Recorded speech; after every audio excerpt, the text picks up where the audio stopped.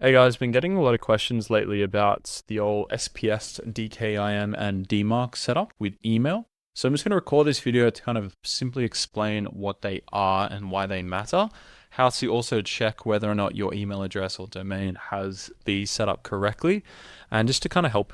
So we'll jump into it. If you're sending emails without these properly set up, then Google is basically putting you straight into spam. It's a one-way ticket into the spam folder because you haven't properly authenticated your email addresses and you won't actually know that it's happening, which is kind of rough, but that's how it works with Google, Outlook, Microsoft, and these trillion-dollar companies.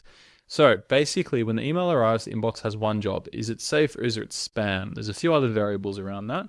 However, the first thing that it looks at is that whether or not you have SPF, DKIM, and the DMARC settings configured correctly. They are the three checks that it will run to decide. And if there's no checks actually set up, they have no reason to trust you within that inbox, essentially. Basically, like trying to get into a club with no ID. You might get in, but probably not. More likely not. So starting with SPF, it stands for Sender Policy Framework. It's a list that tells the internet which servers are allowed to send emails from your domain. Without it, anyone can pretend to be you, and inboxes have no reason to trust your emails are real. So very, very easy fix we'll jump into in just a second, but it's basically like your ID. It's saying this sender belongs to Harrison, for example, and it's basically just going to confirm that you're the right person sending the email, and then everything matches up. Moving on to DKIM, domain keys identified mail. When you send an email, the server adds a secret stamp to it. It's quite interesting. It's more of like a pixel, but stamp's a better way to put it. When it arrives, the inbox checks for that stamp. If the stamp matches, the email is real and nothing was actually changed in between sending the email and receiving the email. If it's broken, that means it's a red flag and it could be spam. So you only need one DNS record per domain or mailbox, and your email provider actually generates it automatically for you. You copy and paste it, and that's it.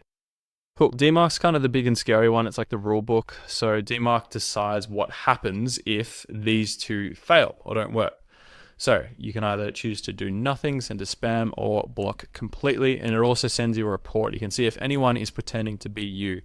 So start with do nothing so you can see what's happening first before blocking anything, essentially. So it's basically like the big rule book. If both of these fail, then DMARC will decide what happens to your domain. Very, very important to have that set up correctly. So how to check yours right now. Going to go to this website, mxtoolbox.com, type in the domain, and it will run a full verification check for us. So I'm going to go ahead and do that now. So I'm in here, I've got my email address typed in here. I'm going to click MX lookup and go ahead and find the problem. So to show you like IP address, and as you can see, all of mine are ticks. So the DNS record's published, DMARC record is all in there, so everything is sweet. So a quick recap, SPF proves who you are and you're a legitimate person, everything matches up.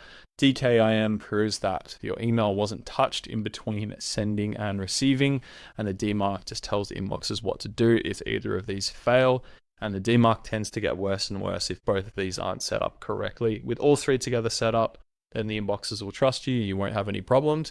And if you're missing any of them, you're more than likely to go to spam. So if you set them up once, you never really have to worry about it again. And that goes to your primary domain, all of your outreach domains and mailboxes.